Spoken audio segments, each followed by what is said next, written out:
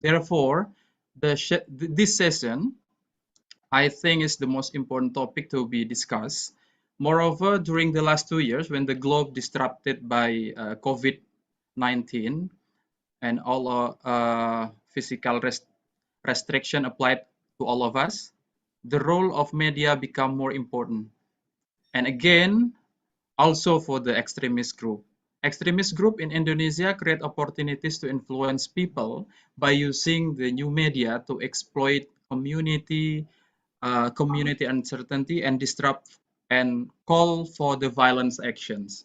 Therefore, the pandemic has become a new challenge for local counter-radicalization effort in one hand. But on the other hand, this situation increased the importance of online effort to combat violent extremism narrative. Indonesian media have been encouraged to promote positive content as a way to combat VE narrative, even though research is still needed about their outcome. Hence, um, given the following of VA in online sphere during the pandemic, our discussion today will also cover the strategy of Islamic media in spreading Islam as a peaceful religion narrative, in preventing violent extremism in 4 different countries, which are Indonesia, Malaysia, Pakistan, and Tunisia. And for this discussion, we already have representative speakers. The first is Mbak Alisa Kotrunada Munawwaroh Wahid, or well known as Mbak Alisa Wahid. She is well known as by her activism on cultural, religious, and interreligious dialogue as in Gus Durian Network. As a daughter of President Abdurrahman Wahid or Gus Dur, she also preserved and nurtures the legacy of her father on cultural, religious, and ranging of ideas. The second speaker is Siti Samsiatun MA PhD. Siti Samsiatun is a member of Aisyah Research and Development Institute.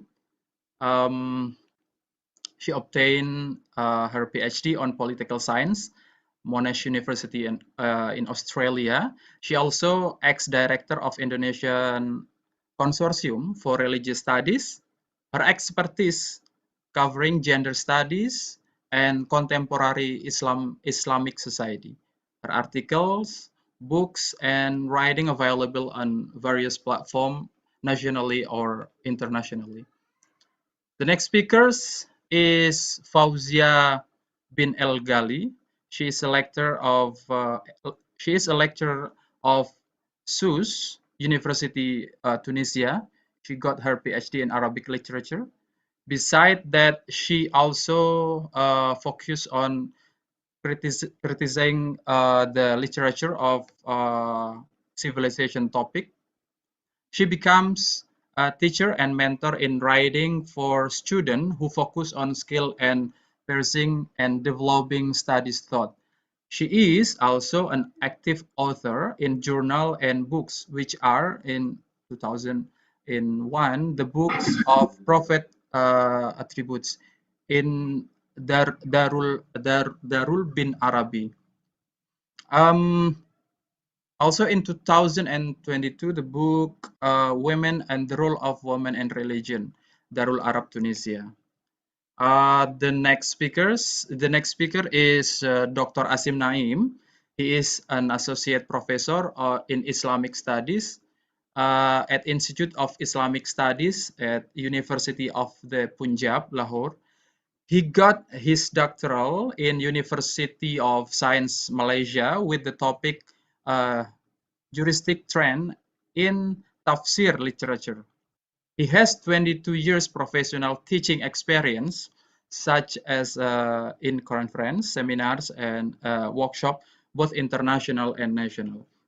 He's also an author, a researcher that has published many research with tafsir, hadith, shirah, also Islamic practices. He was awarded the second prize in Malakot Sirat National Sirah Award, Government of Pakistan. as well as got the Best Teacher Award at the Government Postgraduate College Bakar. The last speakers is Muhammad Rashidi. Muhammad Rashidi originated from Ipoh, Perak, Malaysia. He graduated from School of Sharia Islamiyah Studies, frequently on air on radio shows discussing in universities, and wrote in numerous media about Maqasidus Sharia, public figure, and thinking and movement of Islam in Nusantara. Several media such as Kompas and Suara Muhammadiyah uh, publish his instinct and analysis. Muhammad Rashidi is a president as well as a co-founder of Lestari Hikmah, cultural and intellectual activism for foster multi-stakeholder engagement concerning culture, history, and education in Malaysia, Singapore, and also in Indonesia. But before we come to the speakers, let's start with the keynote speech by our distinguished speaker, Professor Dr. Aisikam. He is an expert advisor of INFID. He is Recording also, stopped. Recording in progress. he is also the the previous state minister for research, science and technology of the Republic Indonesia in era Gus Dur. But before we start, I want to give an announcement for ladies and gentlemen and this seminar. I want to thank you for the online international seminar. This seminar is space for everyone, all participants, and all participants are prohibited to make discriminative comment. This seminar will be interpreted in Bahasa, in Arab language, and sign language. The seminar is using webinar mode. Every participant will be muted. Use the Q&A section at the bottom right of the screen to type the question. The question will be answered in question and answer sessions. Make sure to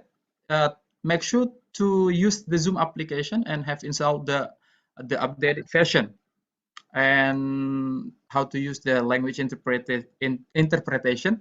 The seminar will be held in English, and then you can click the globe logo at the right button of your screen. Click the language that you'd like to hear. There is the option of Indonesia, I suppose. And then, however, the attendees, most of them are Indonesian, so feel free to use your language, I think. And let's hear the speaker with the keynote speech by our distinguished speaker, Professor Dr. A.S. Hikam. The time and place for you. Silakan, Pak. Assalamualaikum warahmatullahi wabarakatuh. Waalaikumsalam warahmatullahi wabarakatuh. In the name of Allah, the most beneficent and the most merciful. Distinguished panelists and all participants of the seminar, thank you for having me today in this very important event, an international conference whose theme is building international cooperation to reinforce commitment and practices of Islam as Rahmatan Lil'Alamin. It is a joint cooperation between International NGO Forum on Indonesian Development, best known as INFID, Nahdlatul Ulama, and Muhammadiyah. Three of them are major and influential society organizations in the nation.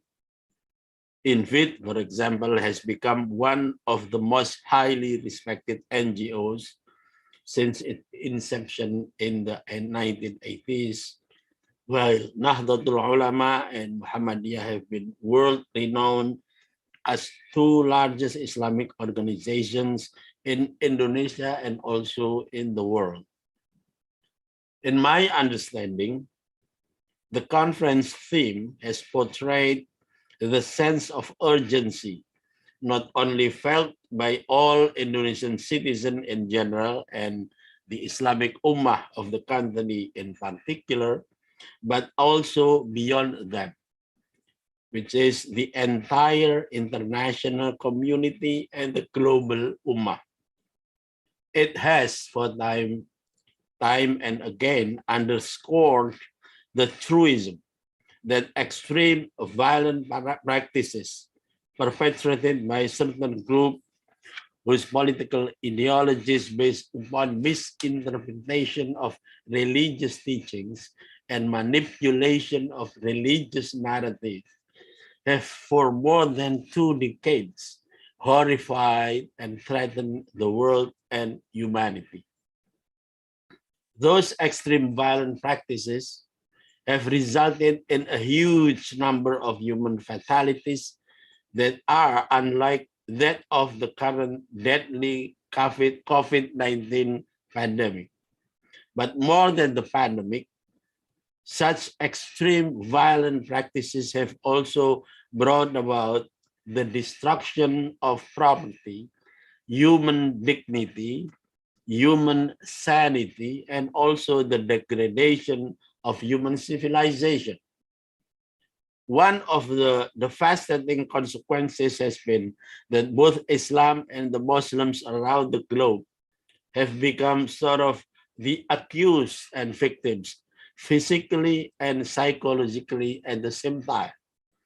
Furthermore, they have been forced to endure all kinds of denigration and vilifications as if the two are ultimate source of whatever catastrophic event just occurred, and therefore they must take the sole burden of responsibility. Ladies and gentlemen, at least for more than 2 decades, the global community and Ummah have engaged in the ongoing struggles for combating extreme violent practices, even if the efforts have arguably been painstakingly slow and difficult. In my humble opinion, one of the most persistent problems has come from the fact that there has been a wide gap between the religious narrative of peace and the reality of violent extremism originated from inside and outside the Ummah itself. The need to narrow down the gap between the two seems to be one of the most pressing tasks to demonstrate that to humankind that Islam is the religion that becomes Rahmatan Lil'Alamin, or the blessing for the universe and humankind. And it is to be based upon the reality of the Muslim Ummah throughout the world. Here, the role of the media is very pivotal. In a world that has become globalized, the role of media in disseminating information from the source to the audience, particularly in the current volatile situation, is essential. The notion of real-time information sharing can be one of the key factors in determining our efforts to establish national, regional, and global networks to mitigate the ever-flowing of distorted information in the forms of fake news, propaganda, hoax, etc., etc. However, the media itself does not exist in a vacuum. Political, economic, and sociocultural realities on the ground cannot be ignored, and they would eventually appear in the media and known by the public, no matter how sophisticated the former in trying to hide and manipulate the truth. Distinguished conference participants, I do hope that all distinguished speakers of this particular session would address the intricacies and complexities associated with the role of media in this global environment with much detailed manner based on their academic eminence, experience, as well as their wisdom. the purpose of which is mobilizing and strengthening our efforts in curbing extreme violent practices that have been remaining a real threat to humanity. Of particular importance is the issue of extremist violent practices perpetrated among the predominantly Muslim country where structural injustices in its broadest sense have been rampant and remain unresolved. So much so that even we might have access to the most sophisticated media or the most powerful control over it, but without addressing and narrowing down such a gap between the narrative of peaceful religion and the existing reality of structural injustice, there will be no effective way to solve our human misery, including extreme violent practices. Distinguished panelists, in closing, allow me to quote the Quran, Surah 49, Al-Hujurat, or the Chambers, from verse number 6. A'udhu billahi minasyaitanir rajim. Bismillahirrahmanirrahim. Ya ayyuhalladzina amanu in ja'akum fasiqun binaba'in fatabayyanu an tusibu qauman bijahalatin fatusbihu ala ma fa'altum nadimin. O you have believed, if there comes to you a disobedient one with information, investigate, lest you harm a people out of ignorance and become, over what you have done, regretful. So may Allah bless all of us. Amin ya Rabbal Alamin, and thank you very much. Assalamu alaikum wa rahmatullahi wa barakatuh. Waalaikumsalam warahmatullahi wabarakatuh. Thank you, Pak A.S. Hikam, for the speech. For the next session is the next speaker. The first speaker will be Ibu Alisa Wahid, and she will have 10 minutes to explain to us about the topic. The time is yours, Bu Alisa. Thank you, Mas Rozali. Assalamualaikum warahmatullahi wabarakatuh. Good afternoon, morning, to all of you everywhere around the globe who are now attending this session, or even or at least watching this on YouTube or any other channel. Thank you, Mas Rozali, for asking me to start after an excellent speech by Dr. Hikam. Thank you for the opening remarks, and that was a call to our discussion. So I will focus more on the implementation or strategic issues of building narrative, instead of talking about the what do you call it, the content of Islam Rahmatan Lil'Alamin itself, the concept of Islam Rahmatan Lil'Alamin itself, because I'm sure there has been other leaders talking about that within the conference. So can the organizer help me to start with the PowerPoint? Or should I? No. Okay. It's been the, yeah. Okay, thank you. I'm really sorry. I prepared the PowerPoint in Indonesian, but I'll try to speak fully in English.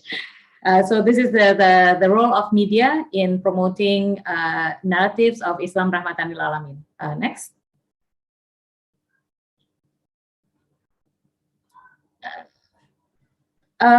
Pa Hikam already mentioned that media is really, really important. Malcolm X said that the media is the most powerful entity on earth, especially right now with information technology, because they control the minds of the masses. And if we look at the current situations in terms of narratives spreading around in Indonesia or in the world, we know that the moderate Muslims or the more progressive and human rights oriented narratives are 2 steps or 3 steps behind the narratives of, or at least the outreach of the more hardline, extreme, or exclusivistic narratives of Islam in the world, because of our inability to to compete within the information technology, because we know that there is a change in the power or the outreach of the media channel. Televisions, at least in younger generations, they are accessing information more from handphones and smartphones.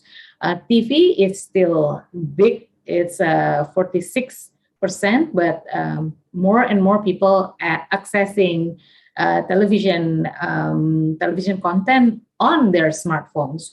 Next. So smartphones is really, really important. Next, please. I think it's freezing. Is it me or? Okay. So smartphone, social media is really important, at least in Indonesia, because I'll be speaking on the Indonesian context. We know that the mobile connections in Indonesia is more than total population of Indonesia. But we also know that we still have this inequality of access.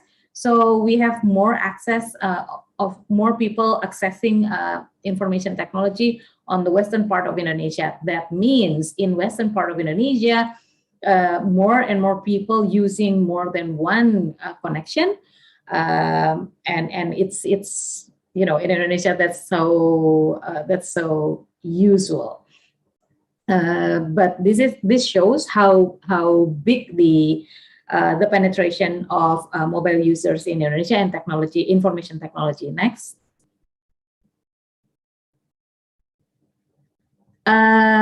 With that information technology aspect, when we look at the population of Indonesia, the demographic population of Indonesia, since 2020, we have new generations of Muslims who are coming of age, who are now in the bracket of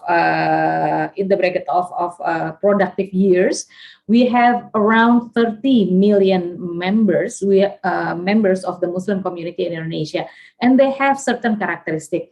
We call them millennial, and of course, they're more middle class, more urban. They live in urban areas, and that leads to a change of the what do you call it, the cultural aspects of the population itself. Next.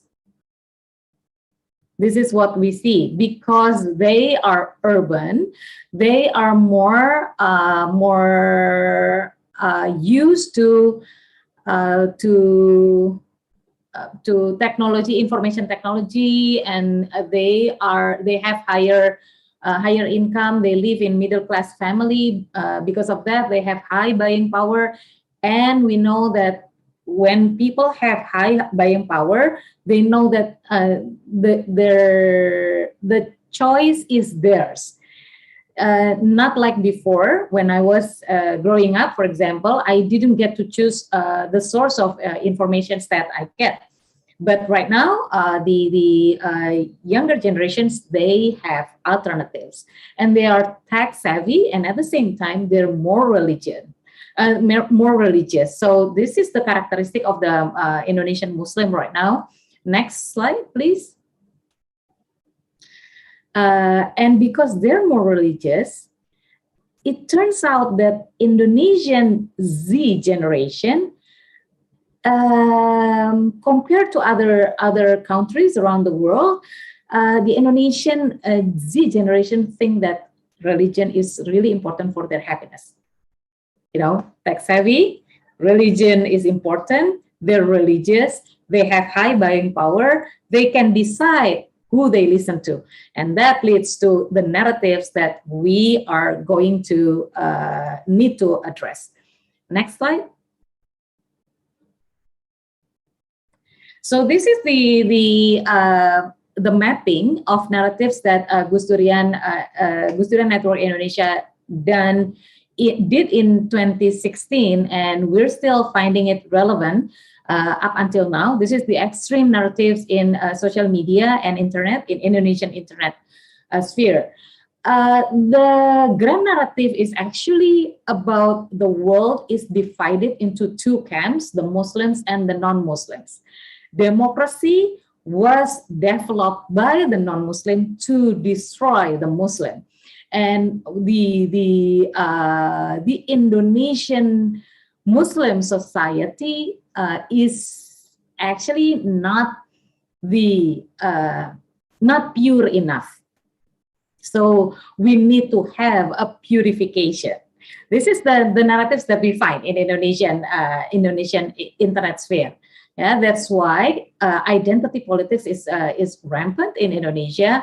The depiction of Muslim, a true observer of Muslim is decided by their clothes, by their appearance, by their positioning on political issues, and so on and so forth.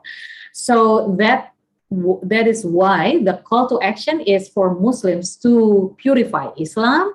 And because the Muslims are majority in Indonesia, we have to take the power, and then every Muslim should take the jihad to defend Islam and to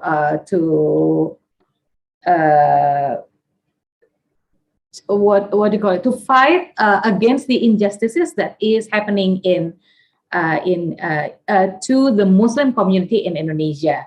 That is the narratives, the framing that we see in Indonesian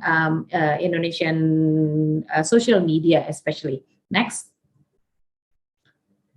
And where does it come from? It comes from these two paradigms of Islamic practices. This is religious practices as a whole, not only in Islam, but we are seeing more and more of these two paradigms in Indonesia.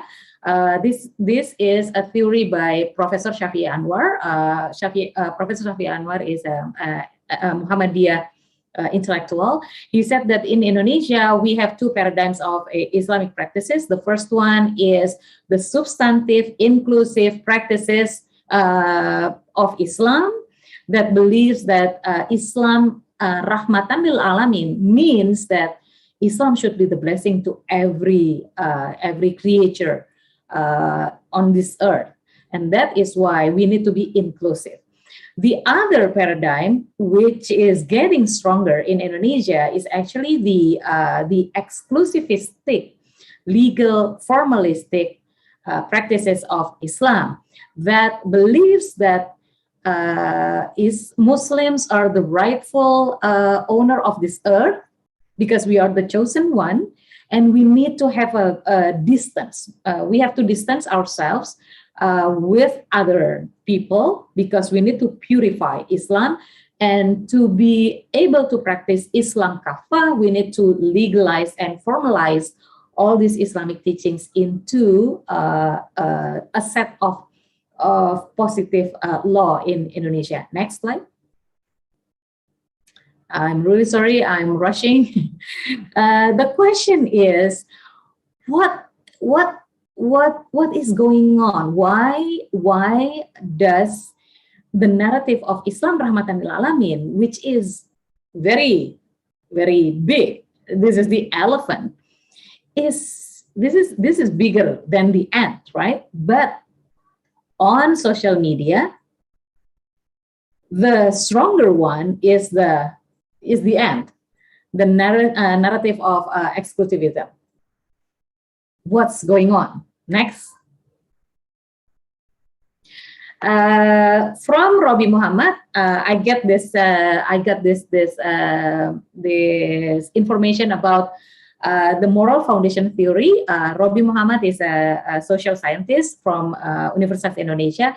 He asked me to read this book by Jonathan Haidt, The Righteous Mind, and in this book, Jonathan Haidt covers the how the narratives is from the conservative usually is more appealing because they are touching the moral foundations of every human being. There are six moral foundation: caring, harming, fairness, cheating, loyalty, betrayal, authority, subversion, sanctity versus degradation, and the last one is liberty versus oppression. Next slide. This is the examples of each moral foundation: caring versus harming. When you talk about Gaza in Palestine, stop killing in Gaza. This is about caring, right? This is about someone who is caring about Gaza is considered as a person with moral. And then the second one is loyalty versus betrayal. This is a billboard in Madura. It says that because Madura is the land of the prophet, then the seculars, the liberals, the Shiite, they are not allowed to step on the soil of Madura. And then fairness versus cheating, I took this Black Lives Matter example. Sanctity versus degradation, make America great again. This is one story. Authority versus subversion. This is an anecdotal evidence from Indonesia. Don't criminalize ulama because ulama is the authority of our religion. And the last one, freedom versus oppression. Next slide. This is the narratives that are the examples of the moral foundations. Like, for example, kasih sayang, caring. We have to defend the Muslims who are under oppression in Palestine because they are our brothers and sisters. And harming, our kids should not be allowed to be friends with people from different religion, different faith, because it will put them in danger of losing their faith in Islam. That's the example, and so on and so forth. Like the last one, this one is authority versus subversion. We have to obey our religious leader, our Islamic leaders, because they are representative of God. And subversion. This is about state is criminalizing ulamas in Indonesia, and that is why we have to fight against the government. This is the examples. Next slide. Next slide, please. And just continue. So what we need to do is to build effective narratives, because it's not enough just flooding the internet with messages, but we need to be able to build an effective one. And to be able to do that, we need to make sure that we know what to say, we know how to say it, and we know how to spread it. Because how to say is about the using these moral foundations that I already covered before. And what to say is, of course, about the content of Islam Rahmatan Lil'Alamin. And the third one is the strategy. What are the strategies that we can use to elevate our narratives? Next slide. Moving forward, we need to have more people, more Muslims believing in Islam Rahmatan Lil'Alamin. We have to increase their capacity in working on this issue, and then we have to build the narrative with a very thorough and sophisticated design, just like the proponents of the exclusivistic legal formalistic ideas. And we need to flood the internet media with the narratives, and then we also need to strengthen the social media and Islamic media channels of Islam. I think that's my last message. Next slide. This is just examples of how we can manage to build viral content. This one is about about Rianto, one Banser who were killed in defending the Church of Ebenezer in Christmas Mass. He took the bomb in his arm, and then he was killed because of that. These narratives, human aspects, if we can do that, we will be able to reach the heart of the people. Next slide. I think these are just some examples of the narratives that we are trying to build in Indonesia, but we need more effort. We need to work harder, because we know that with media, with information technology, this is a race. How to win the heart and the head of Muslims around the globe, and it's up to us. Like what Gus Dur said, if there are people giving Islam bad names, then we should be the one teaching them that Islam is Rahmatan Lil'Alamin. I think that's all, Mas Rozali, from me. Thank you so much, and looking forward for the discussion later on. Thank you. Wallahu muwaffiq ila aqwamit thoriq. Assalamualaikum warahmatullahi wabarakatuh. Waalaikumsalam warahmatullahi wabarakatuh, Mbak Alisa. Such an interesting speech, topic that delivered by one of chairwoman of Nahdlatul Ulama.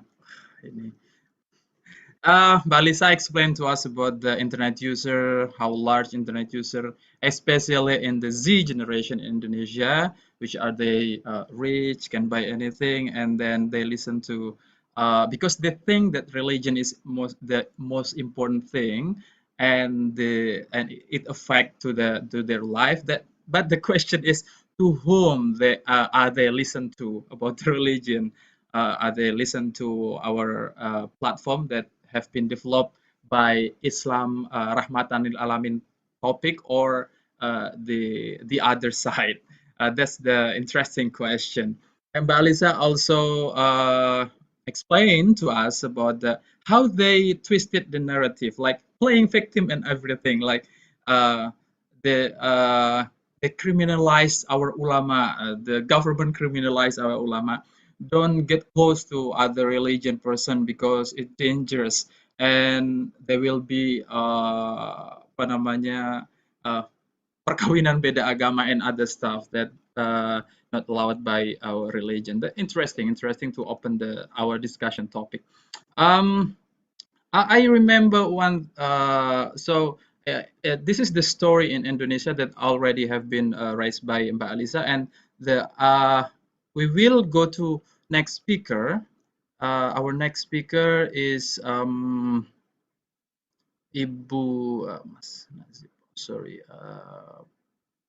Ibu Siti Samsiatun. Halo Ibu Siti Samsiatun, apa kabar? Hello, How are you? hello Mas Razali, very good, thank you. Okay, Ibu Siti Samsiatun will have like 10 minutes. I think it's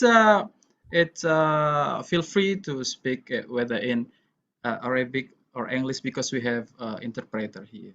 How about Indonesian? I think we have interpreter here, so they can do their job.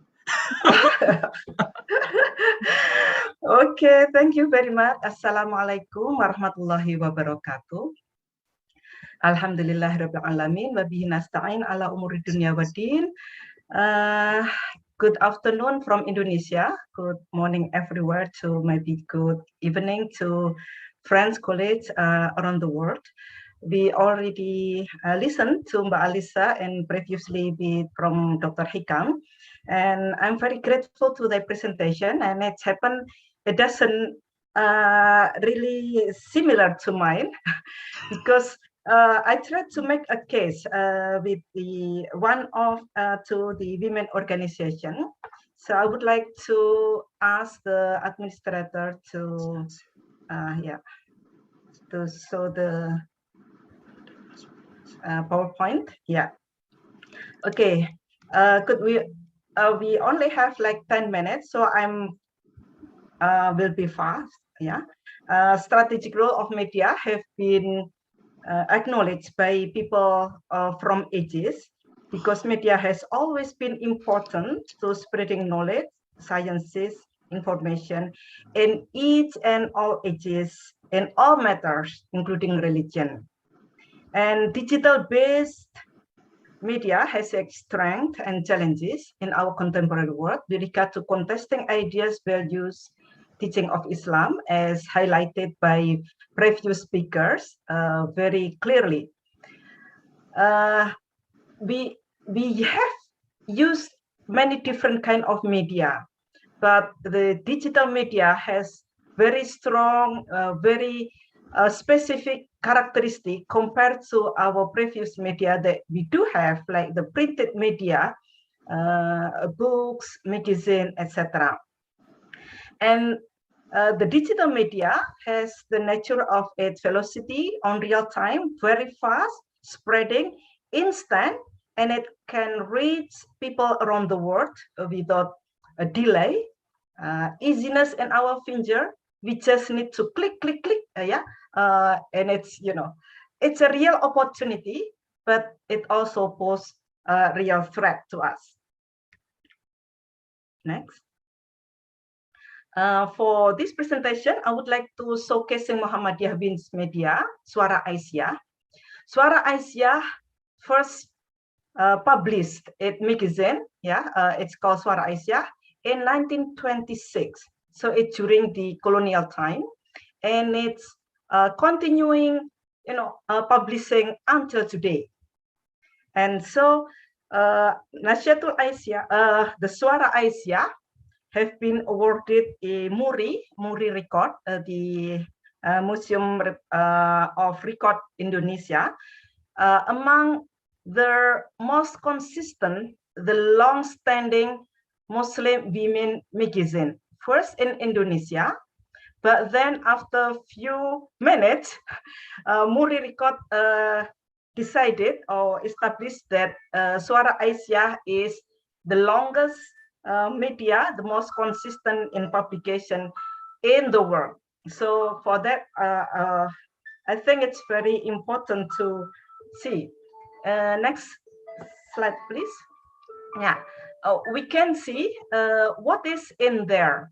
Yeah, if anyone have the opportunity to read, to visit Suara Aisyah, it consistently showcasing, it's consistently spreading the voice of Islam, which are very friendly, which are merciful to everyone, especially to women. You can imagine during the colonial time, where women were denied access to any public education, employment, health, etc. Suara Aisyah already voiced that importance of women's rights. So during its course of history, Suara Aisyah, this magazine, have delivered many kind of literacy, from literacy to combat illiteracy in Arabic, in Latin, then literacy of nationhood, literacy of gender equality, literacy of education, culture, and right now they are also working on the digital literacy. As you see from the flyer here, what it says, kuasai teknologi sekarang juga. Yeah? So we have to control the technology right now.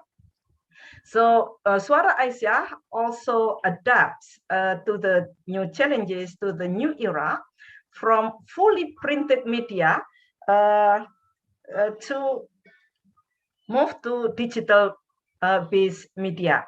So Suara Aisyah right now have different kind of forms, from printed to the digital form, and it also can be followed through their social media, you know, Facebook, Instagram, podcast, etc., etc. Continue, please. Next. Yeah, I think we need to appreciate that it is consistent in targeting young to senior women and family in particular, and general audience from first its edition in 1926 to present without gap. So, Mas Rosali, you haven't been born. Maybe your mother hasn't been born yet. And the content is also have a consistency. It's addressing Islamic ethics, practical worship and teaching, and various literacies, as I mentioned before. And it's also adapt to the new era and challenges. Next, please. Next, I would like also to highlight that I do agree with the finding of Mbak Alisa just now, that women are very active in social media and they are very religious. However, we need to encourage them to practice, to learn about ethics in media and also skills, because sometimes they're just interested in the content spreading and they don't know how to verify the content. Next, please. According to several research, yeah, as mentioned just now also by Mbak Alisa, during the pandemic era, there were increased misogynist content, yeah, content that tried to criminalize or try to stereotype women, yeah, and the increase is 25%, yeah, during the pandemic. More visitors to conservative sites than progressive ones. So we know that NU Online have 1,000, 100,000 of visitors, but there are also other sites of the conservative Islam who have more visitors than us. And Muhammadiyah website is only visited by very few. So we need to strengthen that. Yeah, sites of conservative Muslim are visited 10 times more than the moderate and progressive ones. Yeah, that is in the next slide, please. And there also increased conservatism among the youth. Yeah, conservatism in digital media among Muslim reached 67.2%. Yeah, and they said that the outlook is conservative, but these young youth, they don't like to do the worship. so it's they're lazy to do the worship, you know, like the prayers, etc. But on the other mindset, on the public engagement, they are very conservative. So it's rather confusing sometimes. And women tend to be more active in religious activities, yeah, events, yeah, in the content. So compared to youth, compared to men, yeah, adult women, they are more active. Maybe they like to share, yeah. They just click and share, yeah. So this is kind of characteristic that have an opportunity in a way, but also a threat in another. How to create this an opportunity? We need to educate women, about this skill. So I think the Ministry of Information and Technology already work together with Aisyah, with Muslimat NU, with NU, and with other women organization, try to increase the skill of women in this area. There are also a lot of messages from Muhammadiyah and Aisyah about creating content of merciful Islam, and we do a lot of trainings to these women. What is difficult is sometimes many women are very active in speaking and talking, but in writing, we need more encouragement. Many women don't like to write, so we need to to educate them to write the content that is enlightening. Muhammadiyah, the Majlis, the Council of Religion, Majlis Tarjih dan Tajdid, already issue several guidance for its members, to its women and other general members, that I would like to just read the 9 of them. Yeah, first is about siddiq in the information, that all information in our content must be based on truth. Tawazun, balance, reading and taking into account both sides of information and sources. Sometimes when we like to one person or one organization and dislike the others, we tend to just looking at the ones that we do like and disregard the others. So we need to do tawazun, so we know what the argumentation of the both sides. Also tabayun, make clarification to the source of the content. Sometimes we do forgot to do this. And huriyah, but we also give freedom for us, so everybody to learn to access information for the purpose of common good in accordance to the law. Adalah, justice in attitude and action to people. Sometimes when we don't like to a group, we also judge them as un-Islamic or kafir or etc. Whereas sometimes when we did wrong, we don't acknowledge about our shortcomings. So we need to do justice. Tabligh, that is convey necessary information, even though it is different from the popular one. Yeah. In particular, like when we are in certain situation about issue on, for example, on corruption, issue on sexual violence, etc., where maybe many mainstream, they don't like to talk about violence against women, but we need to talk about that because we know the victims. Yeah, amanah, accountability in management and organizing the media and content. So I think Mas Rozali, you are the management of in the management of TV and for instance, and other media partners here, like eBay Times, etc., etc. We need this kind of accountability. Fatona, that is smart, have the sensitivity, wise smartness in presenting the message or content with regard to the target groups, the audience. Yeah. But also we need al-jarh wa ta'dil, that is like contextualization in verifying the sources as well as information, content, and messages. So in conclusion, I would like to iterate it again that media, especially digital media, is very significant tool to spread merciful Islam, to counter the cruel, inhumane, radical action and radical ideas of Islam. And women, as they are more active in religious activities, they need further training in digital skills and ethics, as well as content creating and writing, so that we can, as Mbak Alisa said, we can flooding the social media with this Rahmatan lil Islam, Rahmatan lil Alamin content. collaboration in spreading this gospel Islam through various media, printed, digital, are very important. So I think this international seminar that is co-organized by different partners from embassies, from ministries, also from NGOs, INFID, Muhammadiyah, NU is very good. And the last one is very important too.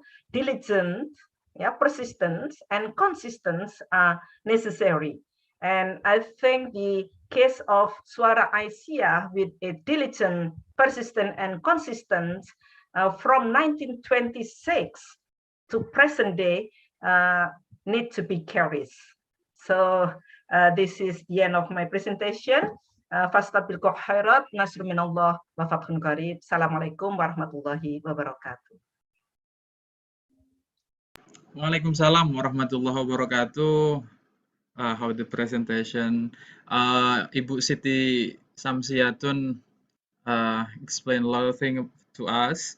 For the instance, like how fast the social media or digital media spread their message, become the platform to spread their message, the message widely, globally, without border. So this is the era of the borderless, actually, by the digital media. I remember the story about how the difference between Al Qaeda and ISIS, Bu. The different when the ISIS strike the terror, ISIS only I'm sorry, Al Qaeda only can collaborate with few of people, but ISIS, with the help of digital media, they can call people from around the world. So massive that what happened. That's Amrozi explained to me one time.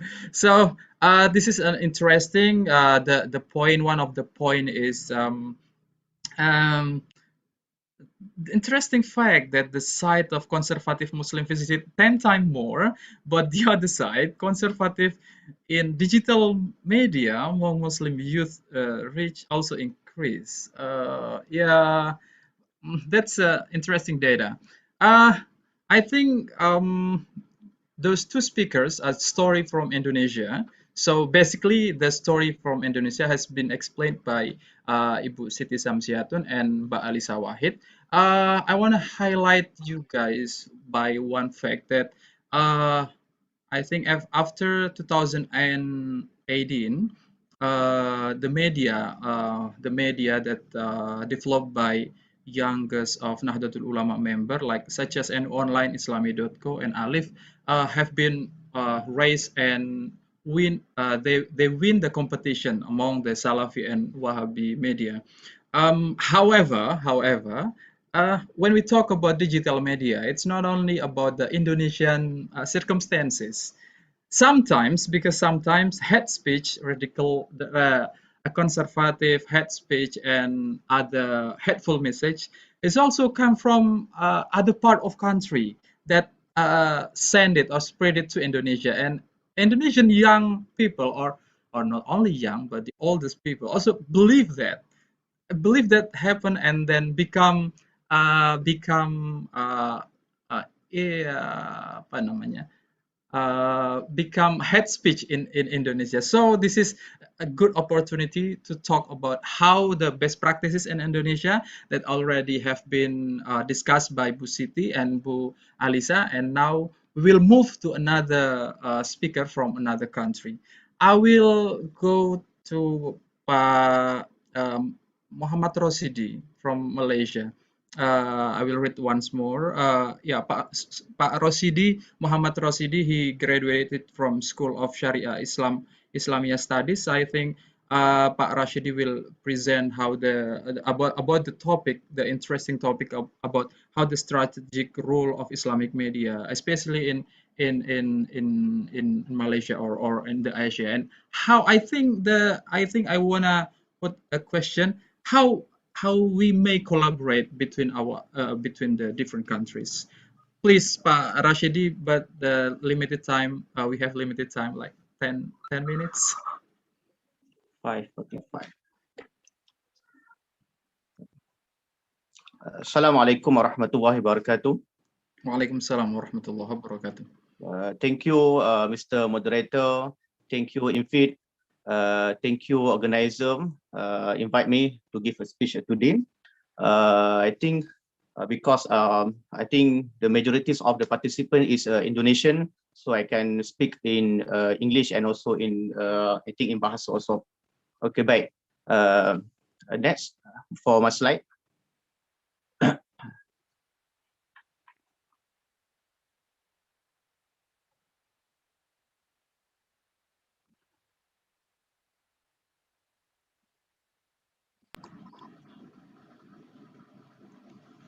The first slide. Bismillahirrahmanirrahim. A'udzubillahi minasyaitonirrajim. Bismillahirrahmanirrahim. Wa ma arsalna min rasulin illa bilisani qaumihi liyubayyina lahum. We have not sent a messenger except in the language of his people to clarify the message for them. Surah Al-Ibrahim verse 4. So, based on this ayatul Quran, based on the surah, we can make some qiyas, the similarity, the mutual. What is the language of our people today? What is the object? What is the tools that make the information clearly to us? Then we say that apa yang saya ingin sebutkan bahawa bagaimana para nabi itu diutuskan kepada kaumnya itu berdasarkan lidah, berdasarkan apa yang mudah difahami oleh masyarakat setempat itu. Maka this is about our now studies. Something that make informative clearly, something that make clearly information, something that make interesting, which is a media. Okay, next. What influence us?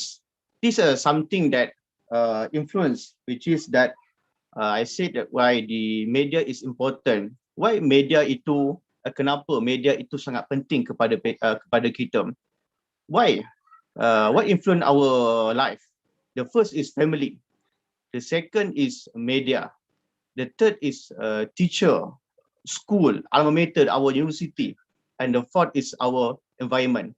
Apakah yang mempengaruhi kehidupan kita? What influence us? The first is family, especially our parents. Ini yang mempengaruhi kehidupan kita. Especially then we talk about a media, about Facebook, about Twitter, IG, or TikTok, or what? This is something that influence our life today, especially the young person. Okay, next.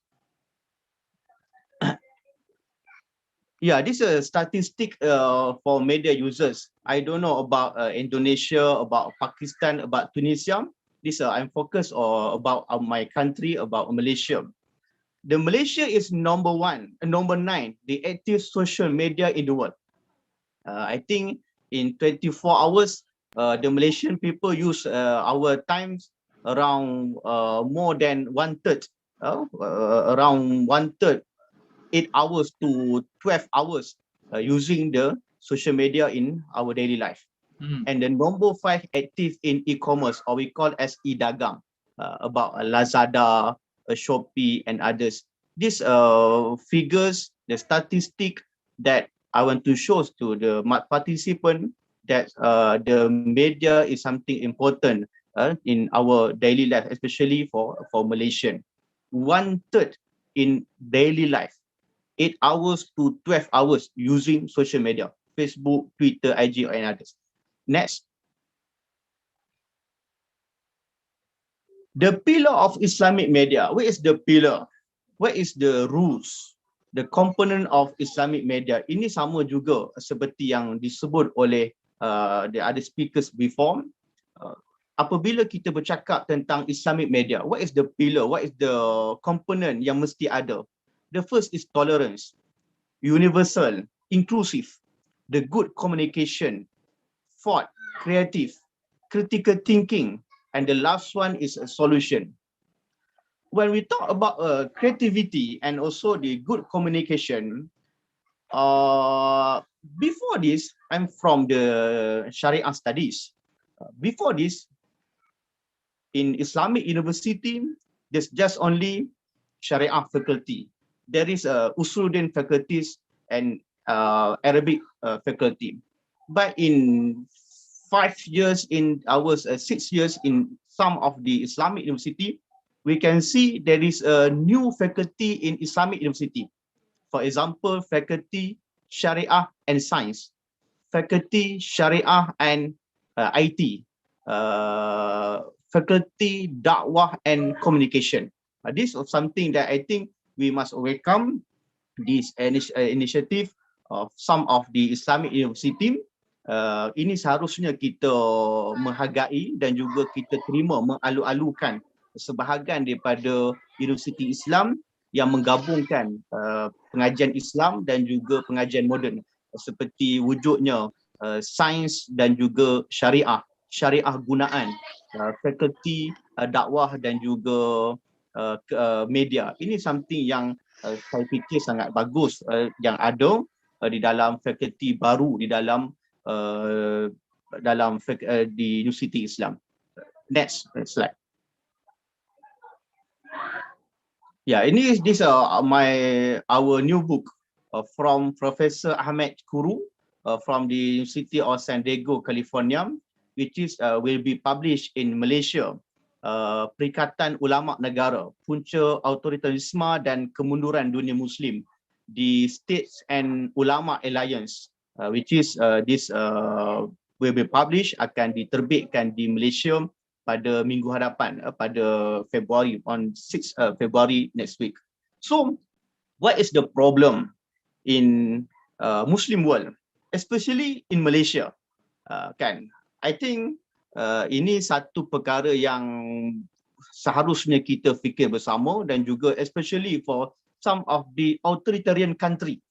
I think the Malaysia also has some mutual things with Pakistan, especially in issue of racism and issue of religion. In Malaysia, who's control the religion? Who's control what we can speak about the opinion? Who's control? The first is Sultan, the first is king, the second is country, government, and the third is religious authority. This thing, three things that control the religious issue, the race issue in Malaysia. So we have a problem about democracy, we have problem about sectarianism, the issue of Shia, the issue of Ahmadi. This what Prof. Ahmed Kuru said in his book. They also lead to the violation of religious freedom and the oppression of religious dissent. In the case of Muslim world, the Ulama State Alliance has imposed religious restriction to not only non-Muslim but also dissenting Muslim. Ini saya fikir satu perkara yang seharus dunia Islam ambil maklum terhadap perkara ini, tentang inklusif, tentang universal, keterbukaan untuk rakyat memberikan expression kepada apa yang mereka imani.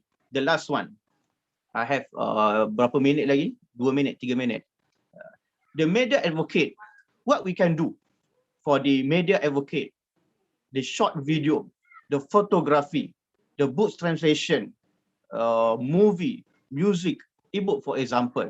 Ini saya fikir merupakan satu langkah yang seharusnya kita ambil bersama. Bagaimana media ini sangat dekat dengan anak-anak muda, very close with the young person.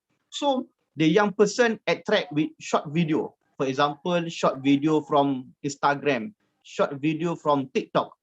This for example. Music, for example, the harmony music that campaign about harmony, campaign about inclusive in our life. The photography, for example, photography that campaign anti-racism, like for example, poster. This is something that I think Malaysia can learn from INFID, learn from Nahdlatul Ulama, Muhammadiyah also, that have their media organizer, their media teams that can advocate about the harmonized campaign about tolerance in Indonesia, for example. Sincerely, I said kalau nak dibandingkan dengan Malaysia dan juga Indonesia, the problem is about authoritarianism and juga dan about democracy. The problem, the government always control the media. So the media already closed, and the issues for racism, the issue for religion, our make cause, and selalunya akan menimbulkan masalah kepada penduduk-penduduk, kepada masyarakat di Malaysia. Ini kita akan lanjutkan dalam sesi Q&A yang selepas ini. Terima kasih banyak. Assalamualaikum warahmatullahi wabarakatuh. Waalaikumsalam warahmatullahi wabarakatuh. Thank you very much, Pak Muhammad Rashidi. Interesting presentation about the situation, especially situation in Malaysia. Like you just mentioned in your last presentation, how you deal with the freedom, the control of the government that we don't actually have in Indonesia in some case, but we are facing with the conservative and conservative media so much. Thank you very much. I would like to go to the next speakers. We already have Indonesian presentation and Malaysia presentation. We will go to the Tunisia, to the Dr. Fauzia bin El Ghali. I'm sorry if I misspell. How are you, Ibu Fauzia? You are still muted. Please unmute your Zoom. Yeah. Halo, Assalamualaikum. Assalamualaikum warahmatullahi. Yeah, what time there? The time and place is yours. Please do your presentation. شكرا. محاضرتي ستكون باللغة العربية. نعم، طبعا. عنوانها دور الإعلام الجديد في تشكيل صورة الإسلام رحمة للعالمين. أود أن أقدم لهذا الموضوع أولاً بأن المسلم المعاصر يعيش في عصر تنوعت فيه مصادر المعرفة الدينية.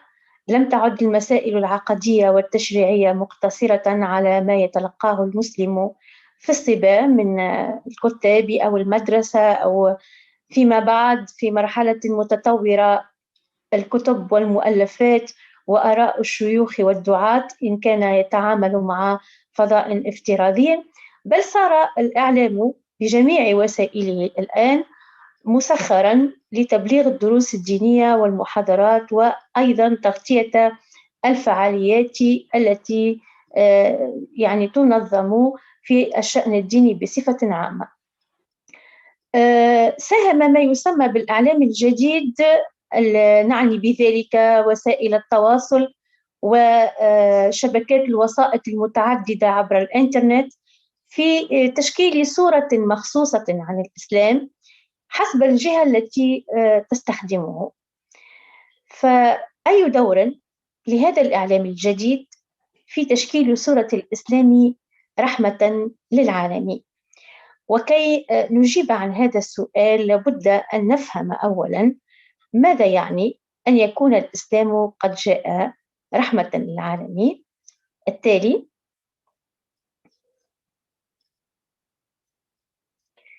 يحيل لفظ الرحمة في النص القرآني على الله والنبي عليه الصلاة والسلام والقرآن، فيصف الله تعالى نفسه بأنه ذو الرحمة في 3 آيات.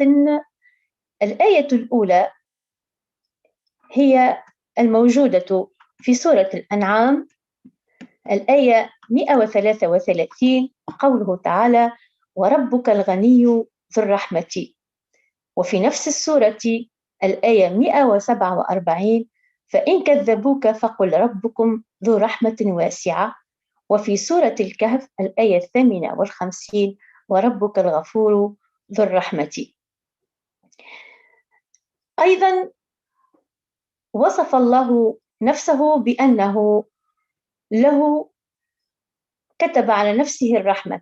الله كتب على نفسه الرحمة في آيتين في سورة الأنعام الآية 12 وفي سورة الأنعام نفسها الآية 54. هذا فيما يتصل بالله عز وجل. أما فيما يتصل بالنبي محمد عليه الصلاة والسلام فقد اتصف بالرحمة في 3 آيات. الآية الأولى في سورة التوبة الآية 61: ومنهم الذين يؤذون النبي ويقولون هو أذن قل أذن خير لكم يؤمن بالله ويؤمن للمؤمنين ورحمة للذين آمنوا منكم. في سورة آل عمران الآية 159: فبما رحمة من الله لنت لهم ولو كنت فظا غليظ القلب لانفضوا من حولك. السورة الثالثة التي انتشرت واشتهرت أكثر الموجودة في سورة الأنبياء الآية 107: وما أرسلناك إلا رحمة للعالمين. استعمل لفظ القرآن متصلا بالشفاء والرحمة في سورة الإسراء الآية 82: وننزل من القرآن ما هو شفاء ورحمة للمؤمنين. أيضا اقترنت الرحمة بالهدى. من خلال استعراض هذه الآيات يتضح تواتر لفظ الرحمة وعمومه فيما يتصل بالمسائل الكبرى في ما يتصل بالله وبالنبي وبالقرآن، وهذا يدل دلالة مخصوصة على أن هذا الدين في جوهره وفي أقطابه الكبرى إنما هو دين رحمة. التالي،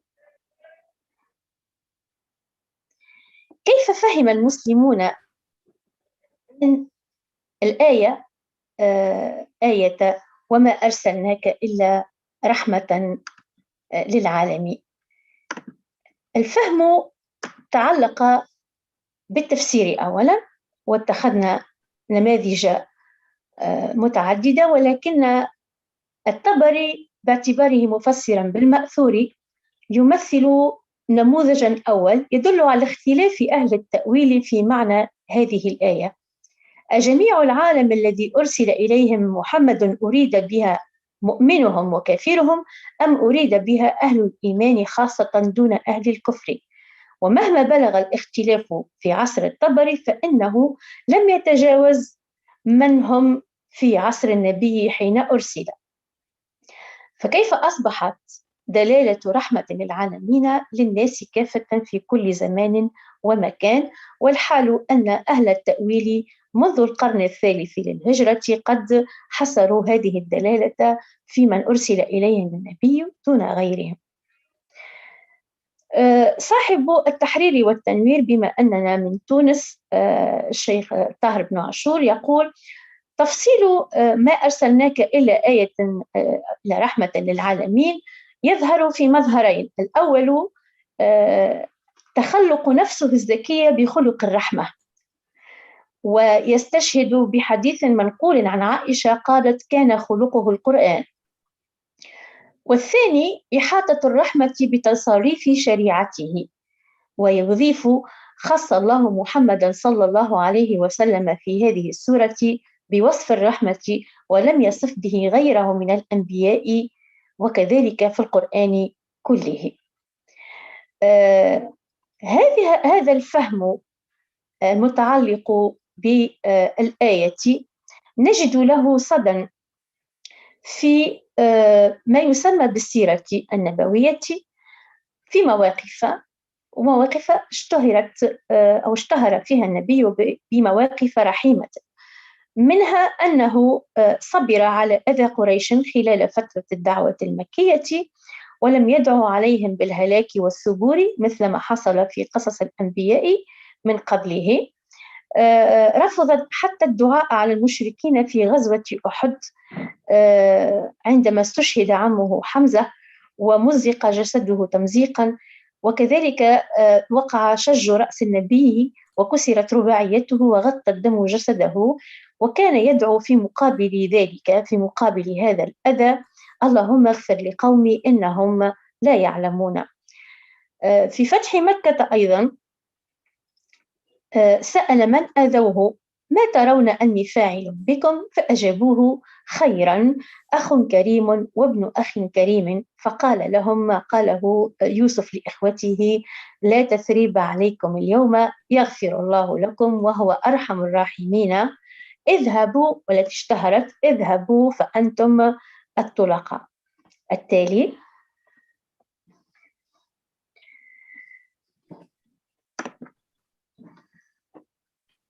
هل تمكن العرب والمسلمون انطلاقا من السيرة التي بيناها، وانطلاقا من الخطاب القرآني وما أثر من الحديث، هل تمكن المسلمون العرب وغيرهم خلال 14 قرنا من الزمن من تشييد أمة إسلامية تسودها الرحمة والعدل والحرية والسلام، وهي الرسالة التي تختزنها عبارة أرسل النبي رحمة للعالمين؟ هل أن الخلافة كنظام سياسي منذ نشأتها وخلال مراحل تطورها ضمنت أن تكون هذه الرسالة مجسمة؟ والجواب: هذه من الحكم. مثلت أحداث القتل والسبي مثلا في أخبار المغازي والفتوحات مطاعنة على الدعوة الإسلامية وسمت الإسلام بالعنف، وقد أخرجت عن سياق مخصوص لكي تعم الظاهرة بصفة عامة. غلب اختلاف المسلمين على الخلافة وعلى الشأن السياسي، واقتتلوا فيما بينهم إما حربيا عسكريا أو حتى عقديا بالمقارعة بالحجج وبالتصنيفات الكثيرة في هذا الشأن الكلامي. وإلى اليوم نجد صدى هذا الاختلاف، وقد غلب اختلافهم على عنايتهم بترسيخ قيم المحبة والسلام والرحمة في المسلمين. هذا فيما يتعلق بالجانب السياسي والجانب العقدي الكلامي. أيضا في الجانب الاجتماعي الاقتصادي نجد انتشارا كبيرا للفقر في العالم الإسلامي من جهة، وثراء فاحشا لفئة منهم من جهة أخرى. تسبب هذا الانتشار للفقر في العالم الإسلامي في وجود فوارق اجتماعية كرست الحقد والعنف، وأكبر دليل على غياب التراحم بينهم عدم عملهم بالقيم القرآنية وأهمها الرحمة، فلا غنيهم يعطي فقيرهم، ولا نجد العدل الاجتماعي الذي يجعلهم سواسية كأسنان المشط كما هو مأثور في الحديث الشريف. ويتضح من كل ذلك مفارقة بين ما هو منصوص عليه في القرآن وما هو من ثوابت الدين في رسالته السامية وما يوجد ممارسة في الواقع. التالي: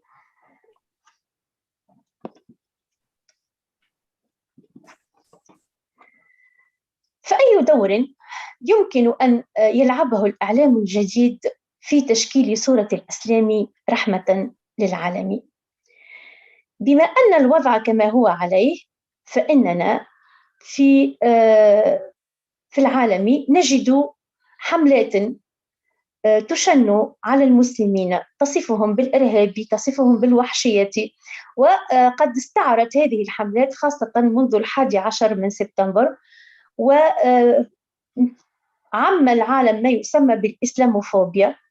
فيجب أن تتجند كافة الجهود لكي نتصدى لهذه الظاهرة الإعلامية عبر خطاب يكرس الإسلام السمح الذي بعث نبينا فيه رحمة للعالمين. ولا يكفي في ذلك خطاب الجدل عن طريق الردود ذي النزعة الدفاعية، وإنما يجب بناء استراتيجية محكمة في تبليغ رسالة الإسلام دين رحمة للعالمين، يقتضي ذلك نشر قيم المحبة والخير والسلام، واستعمال كل ما يتعلق بالوسائط المتعددة والذكاء الاصطناعي وشبكات التواصل فيسبوك تويتر وغيرها، وتبسيط كل ما يتعلق بهذه الرسالة السمحة من جانب إعلاميا يستعمل فيه كل ما يتعلق بالقصص الديني والقرآني الموجه إما للطفل أو للمسلم البسيط أو للمتحولين دينيا الذين يستغلون من طرف شبكات الإسلام السياسي أبشع استغلال، لأنهم لا يعرفون شيئا عن قيم المحبة السامية التي ظلت الجهود وإن كانت موجودة فهي محدودة ويجب دعمها في ذلك. أهم من جانب التنظيم جانب يجب العمل على دعم قيم التعاون والرحمة للقضاء على الفقر في العالم الإسلامي تجسيما لأرقى مبادئه وقطعا للطريق أمام التنظيمات التكفيرية الجهادية هذه الطبقات المهمشة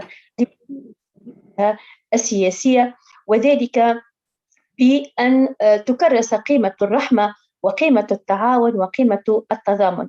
ألخص كل ما في عبارتي التالية: إن الإسلام بعث ودين رحمة ودين تعاون ودين رسالته ممارسة هذه القيم في حاجة إلى الدعم والإعلام الجديد وبوسائله المتعددة وبقنواته الاتصالية المكثفة التي اخترقت ملايين في العالم يمكن أن يكون وسيلة ناجحة أحسن استخدامه في تبليغ رسالة الإسلام رحمة للعالم.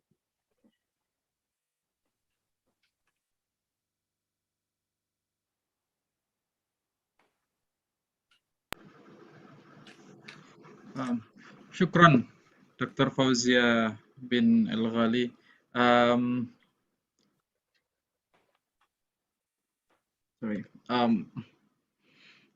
I want to speak in Arabic, but I already forgot how to say it properly, so I will go with English. Jadi, Dr. Fauzia explained us about how Islam as the religion of Rahmatan Lil'Alamin basically have been disrupted by some various of situations, and she also mentioned about the first presentation was about how Islam today is living in the different circumstances, and she also underlined how Islam is as the religion of Islam Rahmatan lil Alamin, just like how Allah and how Allah said in Al Quran, and how Nabi Muhammad Sallallahu Alaihi Wasallam has taught us from hadith, and the difference in there are also the difference tafsir, I think, about how about the Quran, and then also she mentioned how the situation of 11 September that become the situation that some of the countries or how politics in the global, like how we said, labeling Islam as the terrorist and brutal religion. So in the presentation, she also mentioned that basically Islam is the media can do something to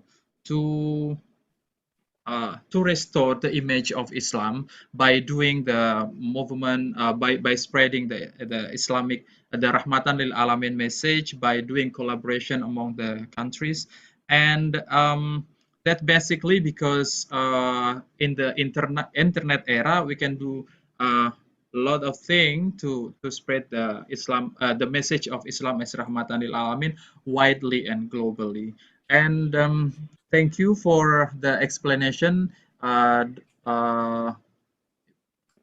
Fauzia. I will go to the next speaker, which is sorry, who is the next speaker will be Bapak. Sorry.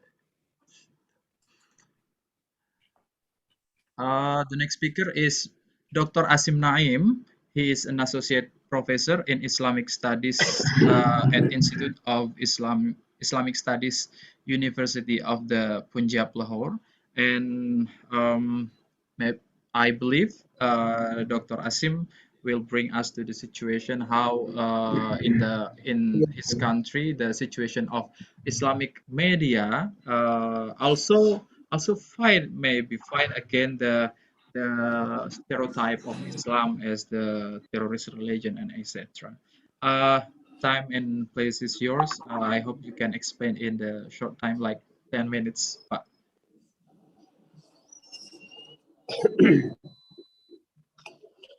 Bismillahirrahmanirrahim. Alhamdulillah Rabbil Alameen. Wassalatu wassalamu ala Sayyidil Anbiya wal Mursaleen.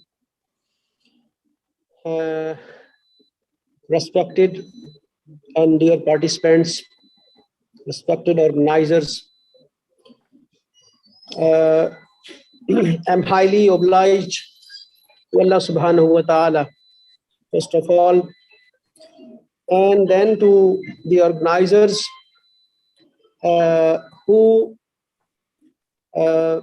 made this occasion, who provided this occasion, where we can discuss, we can think over the major issues of media and culture, which the Muslim countries are practicing, are the problems which the Muslim countries are facing. Surely it is a very useful occasion for us, so that we can benefit, we can use it for our benefits, and we can make it beneficial for all of us. I want to discuss today the combination to the correlation of media and culture and their influences that are positive and negative on the society, and especially in relating to Pakistani society. Hundreds of nations around the world exist with their distinctive cultural characteristics in the different regions of the world. Some nations are distinguished by similarities in their cultural characteristics, such as Arab countries, such as African countries, and such as Indonesia also, while others have a special identity because of their diversity. Pakistani culture is a continuation of the Hindu-Muslim civilization of the past. This term, Hindu-Muslim civilization, does not reflect the cultural manifestations of the believers of only two religions, but it absorbs the cultural characteristics of almost all the important religions of India, such as Buddhism, Jainism, Sikhism, Christianity, Ismaili, and Parsi, etc.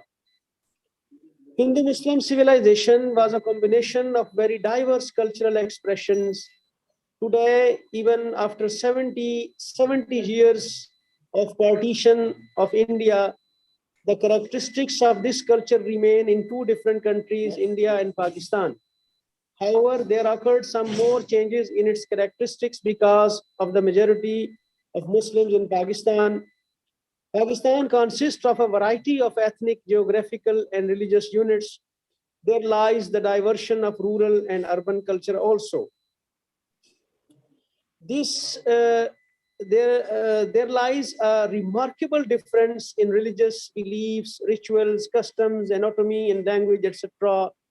of its inhabitants. Pakistan, though a Muslim country, hence Sunni and Shia sects historically have deep roots. Sunni Muslims internally have identities like Deobandi, Brelvi, Ahle Hadith, Jamaat Islami, etc. The mentioned religious and communal pluralism is manifested in the form of cultural pluralism. Knowing the proportion of positive and negative effects on social, political, religious, and economic conditions can be an important academic study, which can give the right direction to policies designed to solve the problems of these societies. How does religion, which as being divine and natural, be regarded as the ultimate truth? View this pluralism. What are the positive and useful aspects of cultural pluralism, which can be contributed to social development? What are the negative effects, which are barriers to social development? The present study deals with academic and analytical study of the aforesaid dissertation. Every society has its own peculiarities, have its own culture. Culture is the path of individuals of any society. This process includes values, beliefs, customs, and issues. Societies are known by their cultures. Cultures change over time. When some new values and customs are included, some old are then automatically disappeared over time. Cultural assimilations are a social process by which two or more individuals or groups with different cultures accept two different cultures and follow each other's attitude until they have the identity of different cultures. Social changes happen in every society. Somewhere they have a higher speed and somewhere less. Some years ago, China was a backward nation, and now it is one of the major powers of the world. Each institution has grown rapidly, and the pace of social change is very fast here. To understand the contours of Pakistani cultures correctly, one has to take into account the cultural journey of the last 1,000 years. There is a lot of our arts and sciences, clothes and food, etc., that we have to go back to our past to understand the characteristics of these manifestations. But for the last 1,000 years, Islam has played a very important role in shaping the tip of our culture. Why Islam has played a very important role in shaping the tip of our culture? Just because we believe that Islam is a complete code of life which guides us in all our affairs of our life. So I'm saying that Islam has played a vital role in shaping our culture. The greatest quality of Pakistani culture in its Islamic color is its Islamic color. Islam is the religion of the overwhelming majority of the population. This is a strong link that has programmed the eternal relationship of brotherhood, love, and friendship. Islam urges racial superiority to avoid caste division and regional prejudice. So the people of this area are from other areas to one caste can freely interact with people and have relationship with one another, with each other. At the same time, the treatment of tolerance to minorities in the country is very remarkable. And all manners of conduct according to Islamic teachers are helpful for the unity of the country. Love for the language and for Islam are the main characteristics. The spirit of one of the characteristics of Pakistani culture is its mixing, is its variety, since it is the result of cultural influence of many types of people living here. The impact of the environment around them is evident on the people of each area. These effects are evident in their living standards, in their food. Every cultural group carries with its regional and ethnic customs and ways of living, clothing, and language. All these institutions have gathered at the center of Pakistani culture in the form of establishment, which is the source of our first and last identity. But there are some aspects of Pakistani culture which are harmful to national unity. They are the linguistic and regional bigotry and the religious sectarianism, etc. In a similar the difference between believers, the difference between believers, such as section calling Tawheed, the real principle of faith in the religion, disproves every ideology of any kind that brings a letter to Tawheed. They disapprove every practice, custom that has not taken place in the era of the Prophet ﷺ and the Sahaba. So as a result, section considers it a reward to visit the shrines of Awliya Allah, offer prayers, offer sacrifices, perform various other rituals and practices. Whereas to another class, this is contrary to their dogmas, to their creed. So if we deeply analyze the characteristics of Pakistani culture, it is based on Islam, and it based on the local cultural characteristics. If we relate media to these cultural institutions, then we can say that in Pakistan, like some other countries, there are three main media groups, media types: print media, electronic media, and social media. So if we examine Islamic teachings, or Islamic manners, or Islamic doctrines in media, then we can say that there are very low portion of Islamic teachings in our media. We can say these things only in Ramadan, or the occasions which are relating to our Islamic creeds, or Islamic rituals, Islamic customs. This thing is only evident in that particular time. So concluding to my discussion, I can say that Pakistan is a country which has very diverse type of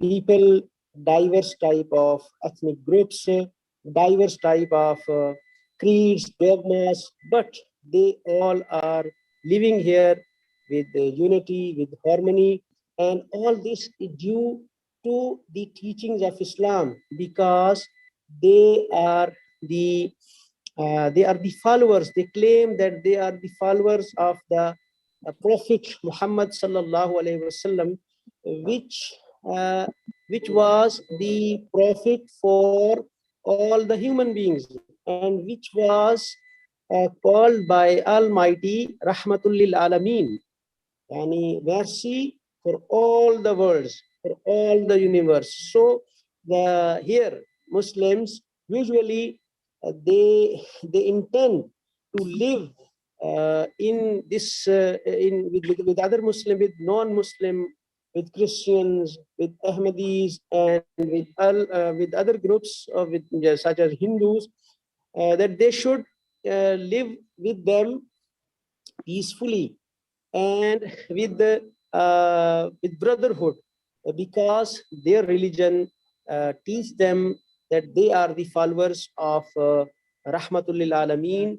So we can conclude that we should adopt the Islamic teachings if we want to live in the world with peace and prosperity. We can achieve these values only if we can follow the Islam. Jazakumullah khair. Assalamu alaikum wa rahmatullahi wa barakatuh.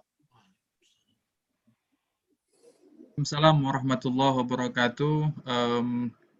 Dr. Asim Naim from Institute of Islamic Studies, Lahore, Pakistan, explained us how the assimilation from the Islam and Hindu-Muslim civilization in Pakistan, and how Pakistani live now in peace, because it's also affected by the thought of Islam as a religion of Rahmatan Lil'Alamin. Just like another country, they in Pakistan also there are three media that well, for the first is like the printing media, digital media, and also the television media, and also however in the uh, in Pakistan there are so many cultures, but uh, live in peace because the majority of the population is Muslim that follow the Islam and Rahmatan lil Alamin as the religion of Rahmatan lil Alamin. And thank you very much. We already have overview of how the Islamic situation, or how the Islam community in the in four different countries, from Indonesia, from Malaysia, and Pakistan, and also Tunisia, and also from yeah, Malaysia, Indonesia, Tunisia, Malaysia, and from Pakistan. Yes, and now the time is for the question. I believe we already have some of questions that I would like to every speaker to answers. The first is for Mbak Alisa Wahid, I think. Does Mbak Alisa Wahid still with us? Hello, Mbak Alisa. Oh no. So, but I have one question for all speakers. I have one question for all speakers. I would like to read the question is, what is the speaker's response to the Western media framing of Islam, which is described Islam as a terrorist and culprit and full of violence? I think this question is important question and will be answered from different angle of countries. I would like to give the first opportunity to Ibu Siti Ibu Siti Samsiatun first. Okay. Thank you very much. I think it's a quite heavy question. So to answer that question, I would like to recall the saying of a philosopher that knowledge is power. So when you have knowledge, you have the technology, then you tend to have the opportunity to influence people, to control people's minds. So in the past, when the West is holding knowledge on the geography, on politics, etc., so they charting the world, and they conquer the world, and the many lands, uncharted land, like in Africa, in Asia, including in Indonesia, then colonized. So power, knowledge at that time with different kind of knowledge of steamboat, etc., etc. So they become power. Right now, when we are in the digital world, where the artificial intelligence is becoming the central point of the media of our relations, so the Internet of Things. So the ones who take control of those technology are become the holder of the power. So right now, without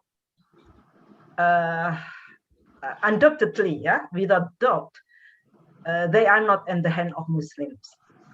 So the information regarding the lives, regarding the anything about the opponent or proponent of their political interest or will be delivered through the lens of the holders of the controllers. So at the moment, I believe, many politicians around the world, especially in the West, they need a lot of energy, they need a lot of, influence, so they need also need support. So I think the narrative of Islamophobia or the narrative that degrading Islam, portraying Islam in very ugly ways is one of the strategy. That is, if we see it from the control of knowledge on the hand of the knowledgeable. But on the other hand, we also find, people in the West or in the USA or some parts of or anywhere, and who does this kind of acts that can be included in Islamophobia without knowledge because of their ignorance. They don't know. They don't meet any Muslims yet. The information about Islam is only through one channel, maybe from the channel of the political parties or some sort of media that don't like, like Muslim countries, etc., because of different interests. So it could happen in many ways. So how to address this issue?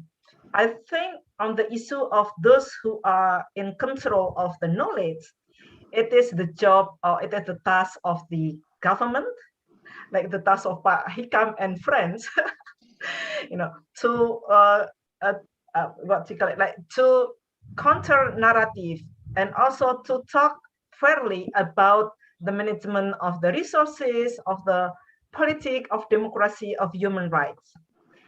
To address those people who are ignorant, the way to reach them is to engage them, to approach them. So I think PCIM and also PCNU that already exists in several Western countries, like in the USA, in Canada, in Germany, in Germany, in Netherlands, etc., they can be representatives, could help people-to-people diplomacy on the issue of this, to erase the Islamophobia. And it can be started by talking something like of common interest, of food, of clothing, of health, of leisure, etc., that Muslims also have fun with them. So I think we have to tackle both sides on the level of high politics, but also on the level of grassroots, mass people to people. So I think that is Mas Rosali from me. Thank you, Bu Siti Samsiatun, for the response. And I'd like to go. I believe this other speaker from different country have a different opinion about the answer of this question.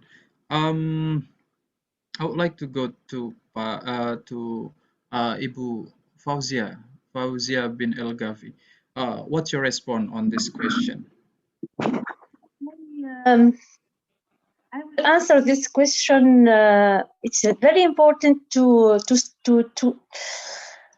understand why this question is a good issue today, because if Islam is nothing but a religion of terrorism, like some Western narratives say, how comes that many European people decided to change their religion and to search for Islam?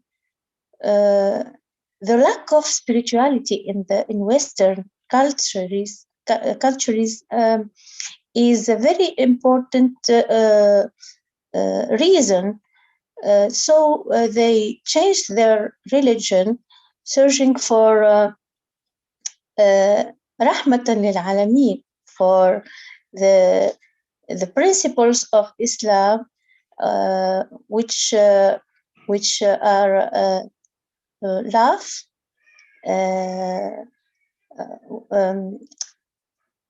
all of the message in Quran, in Al-Quran Al-Kareem, is very rich with spirituality that people in Western culture are searching for it. So this is a good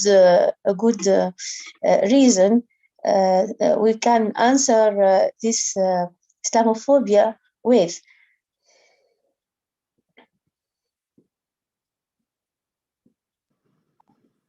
Thank you, Bu Fauzia. You mentioned about spirituality, the less spirituality in Europe, in Europe countries. That's an interesting answer. But I would like to go back Muhammad Rashidi. Do you have an opinion to respond the question? How your opinion about the Western media framing of Islam to describe the Islam as a terrorist? Thank you for the question. I think one part is about the media. Okay. And then the one part is about the knowledge. Who describe us? Who define us? We are as the Nusantara, the Malaysian, the Thailand, the Singapore, the Indonesia, the Brunei, and Philippines. In Western country, we have Frankfurt School in German. We have SOS in London. We have School of Oriental and African Studies. When we read the book from the Western writer, some of their writer, the book was very biased about Nusantara. So I think about the question, about the answer, we as a Nusantara, the Malaysian, for example, Professor Syed Hussein Alatas wrote about Nusantara. From Philippines, we have Jose Rizal. In Indonesia, we have like Sojat Moko. We have like Pramudia, Rendra, Kuntu Wijoyo, wrote about Indonesian history, wrote about the Indonesian people.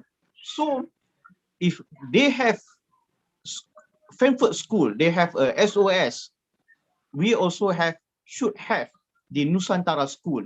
We have the think tank, the organizer that the Nusantara, which is we ourselves write about ourselves.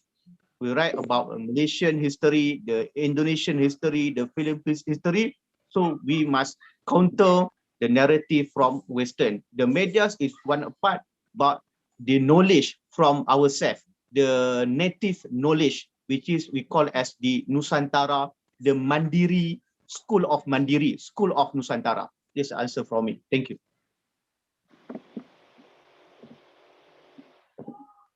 Thank you, Pak Muhammad Rashidi, for the response.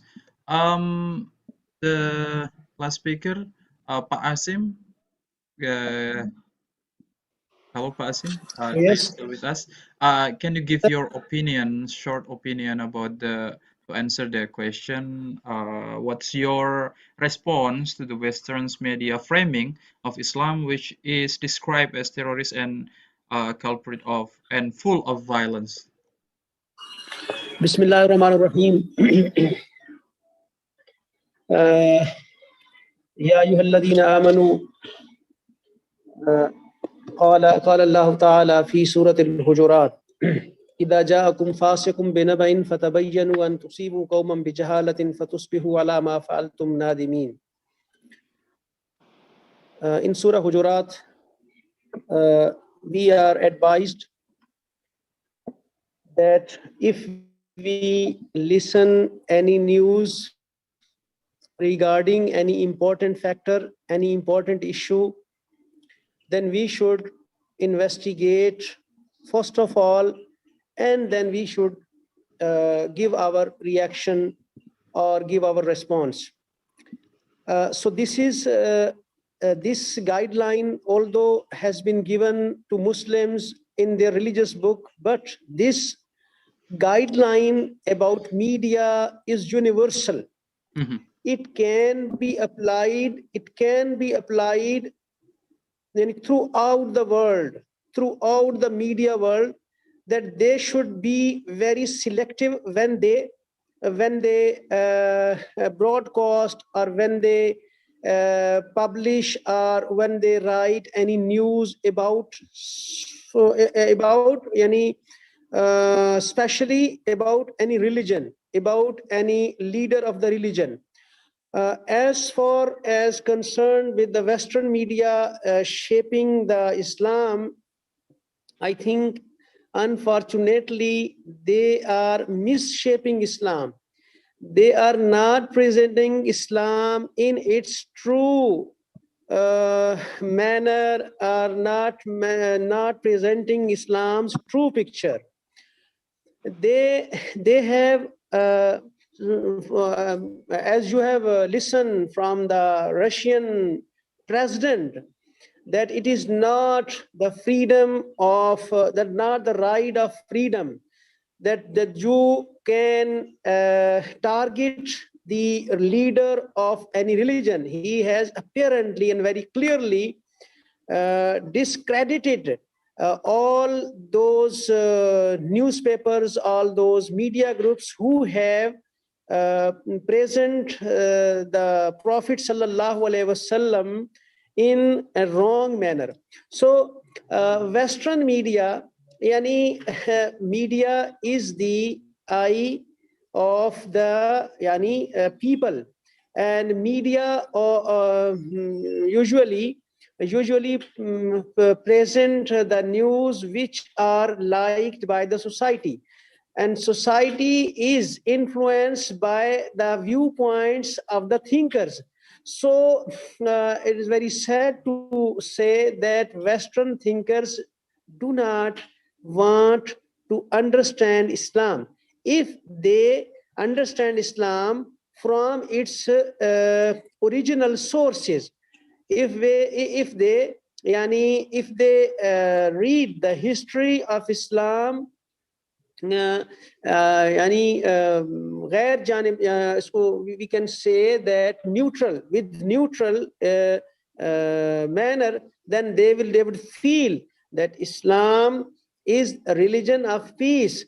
Islam, the word literal meaning is also to come to the land of peace. The Prophet sallallahu alaihi wasallam has written a letter to the ruler of Egypt, and the Prophet sallallahu alaihi wasallam has written there that Aslim Taslim. If you embrace Islam, you would become in the peace, and you would be the person who is also a sign of peace for all the people. So I am in the view that we as a Muslims, especially the thinkers, the teachers, the researchers, and the policymakers should make policies in which they should focus main media groups of West, and they should give them the statistics of minorities which are living in Muslim countries, and they are living with peace, with prosperity, and they are enjoying all their basic rights. So why Islam is blamed for the action or reaction? Originally, actually, for the reaction of some people, and that is only reaction. We can study all the events in which they call the terrorist events or terrorist attacks.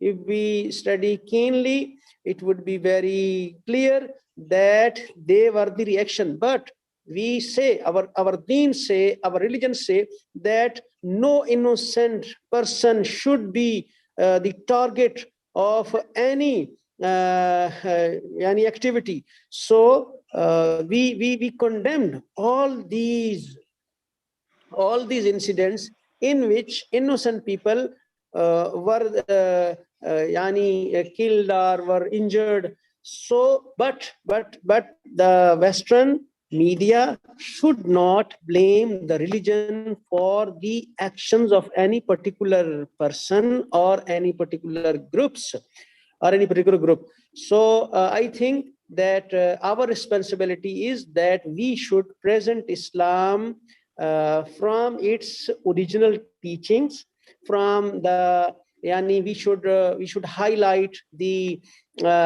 teachings of the Prophet sallallahu alaihi wasallam as a messenger of peace. We should highlight the life periods of the companions of the Prophet, such as Umar Farooq, who governed the more than half of the world with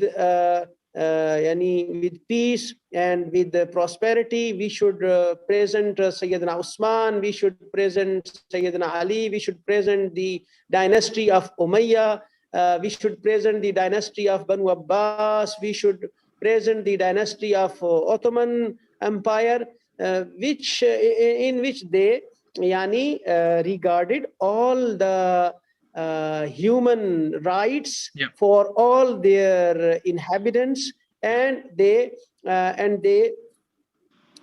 last sentence, and they are the pillars of Islam. We should follow it. Jazakumullah.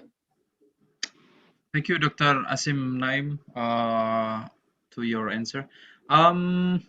Last session, I would like to invite Dr. A.S. Hikam to give his closing remark about our discussions that already we have been through together, from the perspective of media, situation of Islamic media in 4 different countries. Time is yours, Pak Hikam. Monggo, Pak.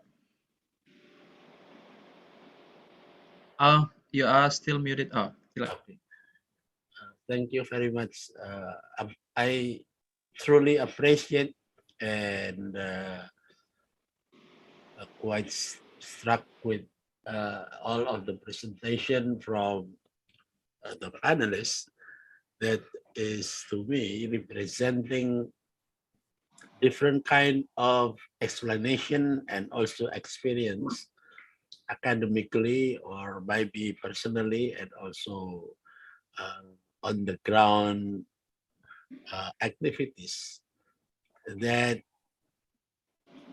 probably it is still rather difficult to summarize in a very short time regarding the how to solve the problem, and especially when it comes to the question to overcome the prejudice from the West and also from the misunderstanding regarding Islamic religion in relation with what happened in the world.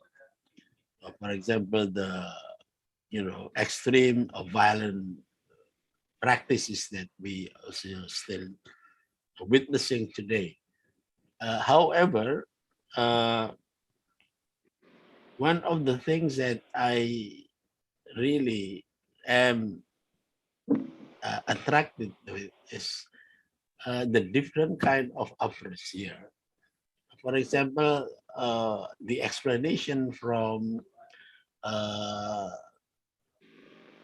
Dr. Asim Naim and from Ms. Fauzia, actually expressing from the theological point of view that when you have this kind of problem, then you need to return to the original messages and also original teaching of Islam.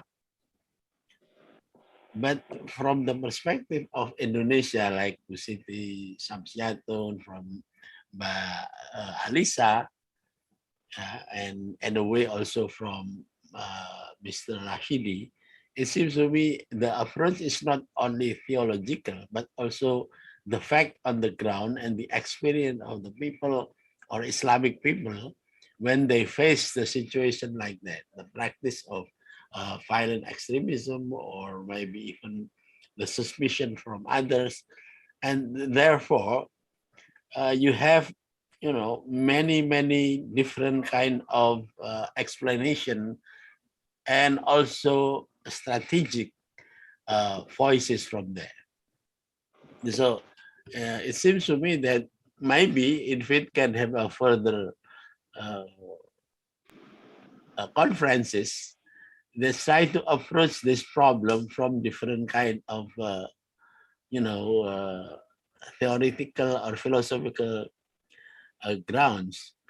First, and from theological and from the perspective of, the ideological development of Islamic world and also the West. And the second is from really the experience being part of the global South. And when you talk about global South, then probably the idea of misunderstanding and orientalistic kind of opinion from the West will be very clear. And especially when you have a question regarding the attractiveness of conservative Islam compared to the moderate Islam in Indonesia, that's probably coming from the real experience in Islamic world, where the identity politic is very rampant and very clear and become dominant, because part of the explanation is because most of the third world countries governments fail to deliver the promises, the promise of democracy, the promise of economic prosperity, and especially the promise of distributing justice. And when you have this kind of experience, especially when the young generation see that kind of problem, then they would revert into what is called as primordial attachment. And that is what identity politics is all about. And the message from the from the Salafis is exactly like that. That we need to return to the, the truer Islam. However, when you talk about the truer Islam, then it can be in a slippery road. Yeah, slippery road, because it's very easy then simply to become a black and white and become a very easy to blame others. And that's why the Z generation has also a problem with what happened when they try to follow that kind of path.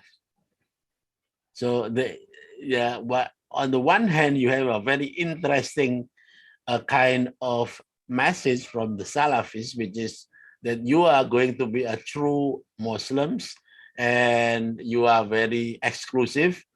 You are being very honorable, and you can be in the forefront of our struggle. But on the other hand, this kind of approach will only alienated you from, for example, in Indonesia, from the rest of us, from the nation.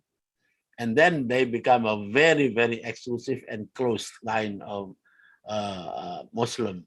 Yeah, there's identity politics is actually a part of the problem of injustice that's happening in Indonesia. This is different type of injustice that, for example, happening under the colonial situation.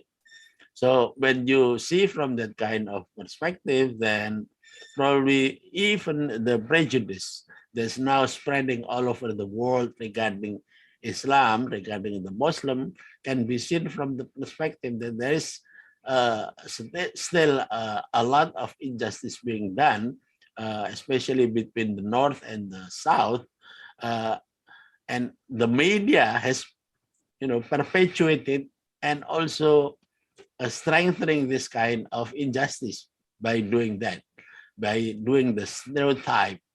the stereotype that, for example, people like the late Edward Said's talking about in his book of Orientalism.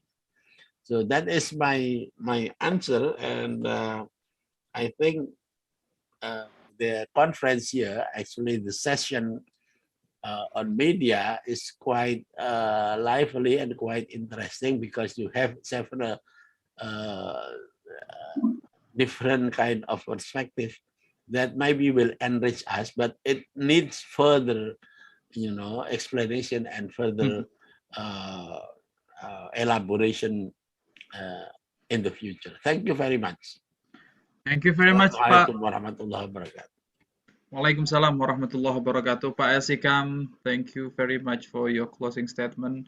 It's widen our perspective and help us to how to see the situation. Okay. Before I close the session, I would like to thank to the all speakers, participants for attending this interesting session. We are glad for having you here, but however, to the all participants in the Zoom or YouTube, don't forget that tomorrow we'll have the last session of this seminar. We are open to everyone who are interested in joining the session, and I'll see you tomorrow. Before we close, I would like to invite you to open your camera to do a photo session. Pak Rashidi, can you open the camera for us, please? Okay. Let's do this in a good way. Silahkan, operator, dihitung 3, 2, 3, 2, 1. Okay, Yeah. I think it's good. Okay.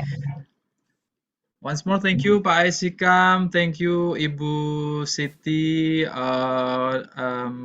Pak Nasim, Ibu Fauzia. Thank you very much. I hope you have a good time to discuss with us. And I would like to apologize if I have something wrong that I said, and I lead the discussion. That's all from me. Thank you for having me, everyone. I'm Ahmad Thank Rozali. you all. Assalamualaikum warahmatullahi wabarakatuh. Thank you all. Terima kasih, Mas.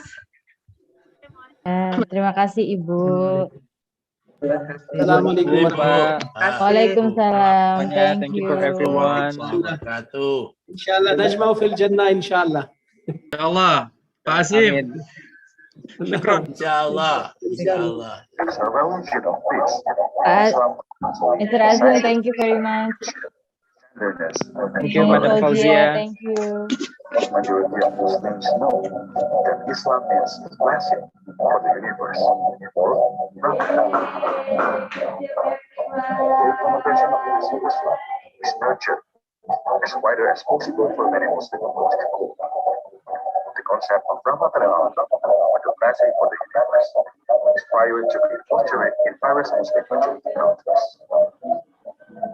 The ulama and ulama continuously promote Islamic ideas and practices which contain the value of tolerance, peace, coexist with the principle of human rights, hand in hand with local cultures for every day, and compatible with the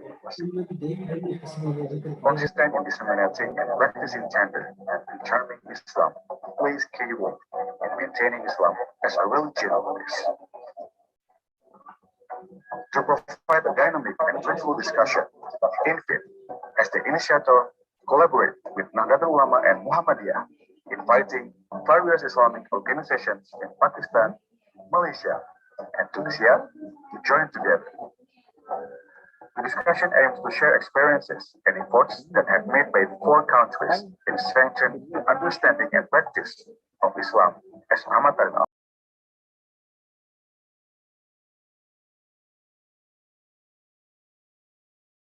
Indonesia, Malaysia, Pakistan, and Tunisia will become notable and influential image for global society. Ladies and gentlemen, please welcome the international seminar, Building International Cooperation to reinforce commitments and practices of Islam as Rahmatan Lil'Alamin.